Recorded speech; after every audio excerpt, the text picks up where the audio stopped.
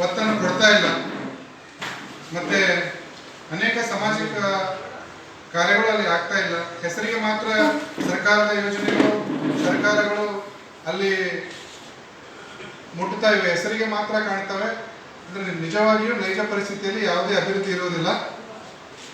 ಅದಕ್ಕಾಗಿ ನಾವು ಮುಂಬರುವ ದಿನಗಳಲ್ಲಿ ಈ ಕಲ್ಯಾಣ ಕರ್ನಾಟಕದ ಮೂಲಭೂತ ಸಮಸ್ಯೆಗಳಿಗಾಗಿ ನಾವು ಹೋರಾಟ ಮಾಡ್ತೀವಿ.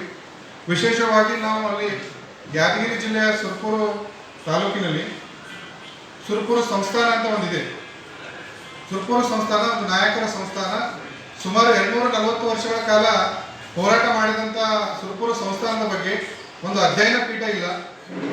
ಸುರಪುರ ಸಂಸ್ಥಾನದ ಬಗ್ಗೆ ಒಂದು ಅಧ್ಯಯನ ಪೀಠ ಸರ್ಕಾರ ಮುಂಬರುವ ದಿನಗಳಲ್ಲಿ ಸ್ಥಾಪನೆ ಮಾಡಬೇಕು. ಸ್ಥಾಪನೆ ಮಾಡದೇ ಇದ್ರೆ ನಾವು ಉಗ್ರವಾದ ಹೋರಾಟ ಮಾಡ್ತೀವಿ. ಎರಡನೇದಾಗಿ ಕಲಬುರಗಿಯಲ್ಲಿ ಕಲಬುರಗಿ ವಿಮಾನ ನಿಲ್ದಾಣ ಏನಿದೆ ಅದಕ್ಕೆ ರಾಷ್ಟ್ರಕೂಟರ ಮಹಾನ್ ರಾಜ ಅಮೋಘ ವರ್ಷ ನೃಪತುಂಗ ಅವರ ಹೆಸರಿಡಬೇಕು. ಮೂರನೇದಾಗಿ ಶೈಕ್ಷಣಿಕವಾಗಿ ಕಲ್ಯಾಣ ಕರ್ನಾಟಕ ಅತ್ಯಂತ ಹಿಂದುಳಿದ ಪ್ರದೇಶ ಆಗಿದೆ. ವಿಶೇಷವಾಗಿ ಕಲ್ಯಾಣ ಕರ್ನಾಟಕದಲ್ಲಿ ಕಲಬುರಗಿ, ರಾಯಚೂರು, ಯಾದಗಿರಿ ಈ ಕ್ಷೇತ್ರಗಳಿಗೆ ಸರ್ಕಾರಗಳು ಎಚ್ಚೆತ್ತುಕೊಂಡು ಶೈಕ್ಷಣಿಕವಾಗಿ ಒಂದು ಇರ್ತಕ್ಕಂಥ ಸಮಸ್ಯೆಗಳನ್ನು ದೂರಪಡಿಸಬೇಕು. ಅದಕ್ಕಾಗಿ ಮಾನ್ಯ ಸರ್ಕಾರಗಳಲ್ಲಿ ನಾವು ಅದನ್ನು ವಿನಂತಿ ಮಾಡಿಕೊಳ್ತೇವೆ. ಜೊತೆಗೆ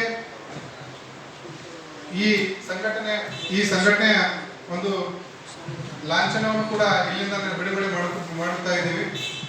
ಇದಕ್ಕೆ ತಮ್ಮೆಲ್ಲರ ಸಂಘಟನೆಗೆ ತಮ್ಮೆಲ್ಲರ ಸಹಕಾರ, ಆಶೀರ್ವಾದ, ಬೆಂಬಲ ಇರಬೇಕೆಂದು ತಮ್ಮಲ್ಲಿ ಕೇಳಿಕೊಳ್ಳುತ್ತೆ. ಈ ಸಂಘಟನೆಯನ್ನು ನಮ್ಮ ಕರ್ನಾಟಕ ಕನ್ನಡ ಜನ್ಮಭೂಮಿ ಯುವ ಸೇನೆ ಸಂಘಟನೆಯನ್ನು ನಮ್ಮ ಕಲ್ಯಾಣ ಕರ್ನಾಟಕ ಭಾಗದ ಯುವ ನಾಯಕರಾದ ಪ್ರಶಾಂತ್ ಗೌಡ ದೊಡ್ಡಮನಿ ಅವರಿಂದ ನಾವು ಈ ಲಾಂಛನವನ್ನು ಬಿಡುಗಡೆ ಮಾಡಿಸ್ತಾ ಇದ್ದೀವಿ. ಅದಕ್ಕಾಗಿ ಅವರು ಈ ಲಾಂಛನವನ್ನು ಬಿಡುಗಡೆ ಮಾಡಬೇಕಂತ ನಾವು ಕೇಳ್ಕೊಳ್ತೀವಿ.